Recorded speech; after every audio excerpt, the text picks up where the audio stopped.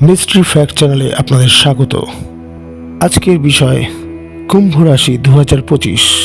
আজকের ভিডিওটা একটু হয়তো লম্বা হতে চলেছে। আজকে কুম্ভ রাশির কেরিয়ার, লাভ লাইফ, স্বাস্থ্য, পরিবার, ট্রাভেল আর শিক্ষা সবকিছু নিয়ে আলোচনা করব। আপনারা অনেক ভিডিও দেখেছেন এই বিষয়ে, সন্দেহ নেই, কিন্তু এই ভিডিওটা পুরো দেখুন, বুঝুন, নিজেরাই বুঝতে পারবেন কতটা ভালো আর কতটা খারাপ, এবং কেন সেটা ভালো এবং কেন সেটা খারাপ যুক্তি দিয়ে বোঝার চেষ্টা করুন। রাশিফলের মিথ্যে প্রতারণায় যাবেন না।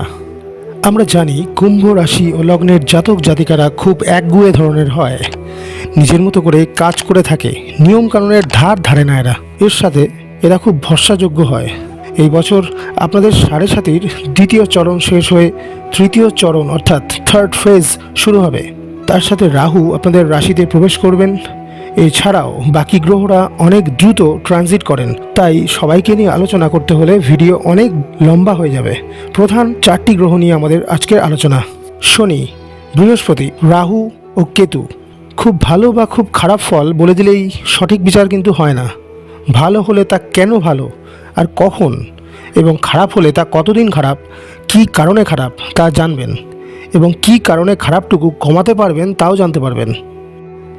ভালো লাগলে লাইক, শেয়ার, কমেন্ট করে উৎসাহ করবেন। চ্যানেলে যদি নতুন আসেন তাহলে দয়া করে সাবস্ক্রাইব করে বেল আইকনটি প্রেস করে দেবেন। শুরু করছি আজকের বিষয়। সবার প্রথমে আসবো শনিদেবের বিষয়ে। সবথেকে গুরুত্বপূর্ণ বিষয় এটি একটি আপনাদের ক্ষেত্রে। 30শে মার্চ শনিদেব প্রথম ঘর থেকে দ্বিতীয় ঘরে গোচর করবেন। তার ফলে আপনাদের সাড়ে সাতির সেকেন্ড ফেজ শেষ হয়ে যাবে এবং থার্ড ফেজ শুরু হবে। গত 2.5 বছর ধরে এবং 2025 30শে মার্চ অবধি দায়িত্ব অনেক বেড়েছে আপনাদের। জীবনের সমস্ত কাজ ধীর গতিতে হয়েছে। কাজে মন না লাগা, কাজ করতে ইচ্ছা না করা, আবার কখনো টানা ঘন্টার পর ঘন্টা কাজ করেই যাওয়া, এ সমস্ত পরিস্থিতির সম্মুখীন হয়েছেন। খুব বেশি টেনশনের মধ্যেই যেতে হয়েছে আপনাদের। মানসিক অস্থিরতা তো ছিলই। 30শে মার্চের আগ অবধি কোনো সিদ্ধান্ত দ্রুত নেবেন না, সেটা চাকরি, প্রেম, দাম্পত্য জীবন বা বন্ধুত্ব, সব কিছুতেই। এই সময় কি করবেন, কিভাবে করবেন কিছুই বুঝে উঠতে পারবেন না। অতিরিক্ত চিন্তা, যে বিষয়ে আপনার চিন্তা না করলেও চলতো, অহেতুক চিন্তা আপনার মাথার মধ্যে ঘুরবে, অমূলক ভয় দেখা যাবে। তবে এই দ্বিতীয় চরণ বা সেকেন্ড ফেজ আপনাকে যেমন মানসিক দুশ্চিন্তা দেবে, তেমনি মানসিকভাবে অনেক দৃঢ় করে যাবে। অনেক নতুন বিষয়ে জানার চেষ্টা করবেন আপনি।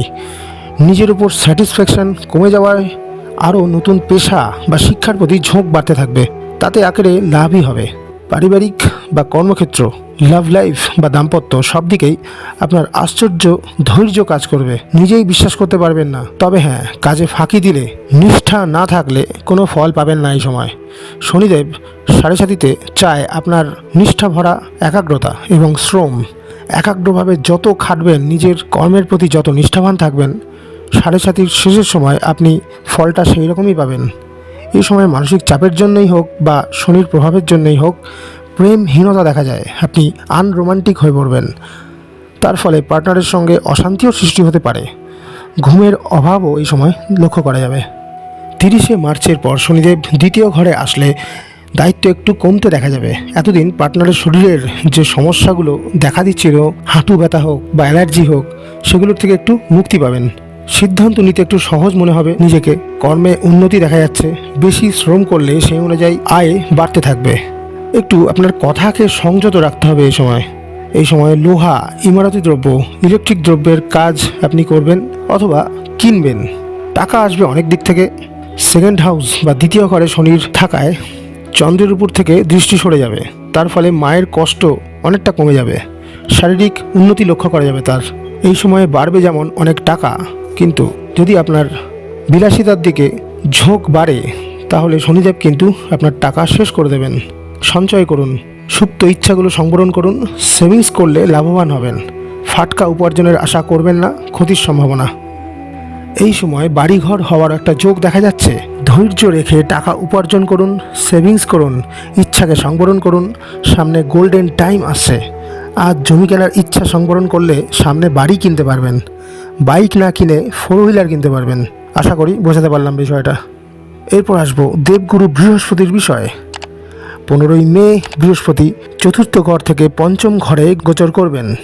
15 মের আগ অবধি কোনো গাড়ি বা বাড়ির ডিল করতে পারেন। চতুর্থ ঘরে দেবগুরু থাকার জন্য মার জন্য কিছু করতে দেখা যাবে আপনাকে, মার সাথে ট্রিট বা তীর্থ করতে যাওয়া ইত্যাদি। পরিবারের ধনলাভ হওয়ার যোগ রয়েছে। সম্পত্তি না থাকলে তা হবে, থাকলে তাতে ডেভেলপ করার বা বাড়ানোর যোগ তৈরি হতে পারে। বৃহস্পতি 4 হাউসে বসে অষ্টম, দ্বাদশ এবং দশম ঘরে দৃষ্টি দেবেন। আপনার ম্যানেজমেন্ট পাওয়ার কিন্তু খুব বেশি থাকবে এই সময়। 4 ফেব্রুয়ারি অবধি বৃহস্পতি বক্রি থাকলে এই সময় কিন্তু কোনো হঠকারী সিদ্ধান্ত নেবেন না, এবং গ্রহের গোচরে আপনাকে সেটা নিতে হতে পারে, কিন্তু আপনাকে সেটা সতর্ক থাকতে হবে। মানসিক চাপ বাড়তে দেখা যাবে, পরিবারে অশান্তি হতে পারে, তবে সম্পত্তি থেকে লাভ হওয়ার সম্ভাবনা রয়েছে। বাড়ি থেকে বা বাড়ির কাছাকাছি কোনো অর্থ লাভ, পৈতৃক ব্যবসায় উন্নতি, আর যারা চাকরি খুঁজছেন তাদের জন্য নতুন চাকরি পাওয়ার সম্ভাবনা রয়েছে। 15 মের পর পঞ্চম ঘরে এলে দেবগুরু বৃহস্পতি সপ্তম ঘরে দৃষ্টি দেবেন। তার ফলে সন্তান যোগ অর্থাৎ সন্তান লাভ করার যোগ দেখা যেতে পারে। ফ্যামিলি প্ল্যানিং আপনারা এই সময় করতেই পারেন। একাদশ এবং প্রথম ঘরে দৃষ্টি দিলে গুরুদেবের কৃপায় নানা রকম অ্যাচিভমেন্ট করতে পারবেন। মানসিক জোর অনেকটাই বেড়ে যাবে, তার সাথে এনার্জিও বাড়বে। ভাগ্যস্থানে দৃষ্টি পড়ায় শুভ কাজ হতে পারে, কোনো মঙ্গল কার্য বাড়িতে সম্পন্ন হওয়ার সম্ভাবনা রয়েছে। কর্মে এবং ব্যবসায় উন্নতি, পিতার সংস্পর্শে উন্নতি হতে পারে। ব্যাংকিং, গবেষণা, টিচিংয়ের সাথে যুক্ত ব্যক্তিদের অর্থ লাভ নিশ্চিত। কুম্ভ রাশির জাতক জাতিকাদের এই সময় নিজের বুদ্ধি প্রয়োগ করে উপার্জনের রাস্তা অনেক খুলতে দেখা যাবে। ক্রিয়েটিভ দিক থেকে উপার্জন আসতে পারে। সন্তানের দিক থেকে উন্নতি হওয়ার সম্ভাবনা থাকছে। এরপরে আসবো রাহু এবং কেতুর বিষয়। 18ই মে দ্বিতীয় ঘর থেকে প্রথম ঘরে আসবেন এবং কেতু অষ্টম ঘর থেকে সপ্তম ঘরে আসবেন। 18 মের আগ পর্যন্ত রাহু আপনাদের বুদ্ধিমান এবং সতর্ক করতে সাহায্য করবেন। টেকনিক্যালি আপনারা আপডেট থাকবেন, তবে কথা কাটাকাটি হতে পারে পরিবারের মধ্যে। এছাড়া দাঁতের সমস্যা, ইনফেকশন বা অ্যালার্জি সমস্যা, মুখমণ্ডলে কোনো সমস্যা বা চোখ জ্বালা, এই ধরনের সমস্যায় ভুগতে পারেন, সতর্ক হন। 18ই মের পর রাহু প্রথম ঘরে আসলে চন্দ্রতে নজর পড়বে, এর ফলে কিন্তু সন্দেহ বাড়বে সব কিছুতে। খুব সাবধান এই বিষয়ে। অহেতুক সন্দেহ করে আপনারা সম্পর্কের ক্ষতি করতে পারেন। ঘর, কর্মক্ষেত্র, শিক্ষা স্থান সব জায়গাতেই একটু সাবধান থাকতে হবে আপনাদের, কারণ রাহু এবং কেতু মানুষের মনে কিন্তু ভ্রম তৈরি করে, যা অমূলক। যাচাই না করে কথা বলবেন না কারোর সঙ্গে, বিশেষ করে কুকথা, কটু কথা কাউকেই না বলা ভালো। এই সময় রাহু পূর্বের কোনো কৃতকর্মের মাসুল আপনাদের থেকে নিয়ে নেবেন। চোখ কান খোলা রাখুন, সতর্ক থাকুন। কেতু 18 মের আগ পর্যন্ত মানসিক চাপ একটু হলেও কম রাখতে সাহায্য করবে। শিক্ষায় বাধা বিপত্তি একটু দূর করতে পারে, কিন্তু সপ্তম ঘরে আসার পরে আপনার পার্টনারের সাথে ঘনিষ্ঠতা বাড়লেও তার সঙ্গে কিন্তু মনোমালিন্য সৃষ্টি হবে। তার ফলে একাকিত্ব তৈরি হতে পারে। পাবলিক ডিলিংসে সমস্যা সৃষ্টি করবে। কোনো জায়গায় ইনভেস্ট করবেন না, ঠকে যাবেন, ক্ষতি হতে পারে 18 মের আগ পর্যন্ত। এবার আসবো প্রতিকারে।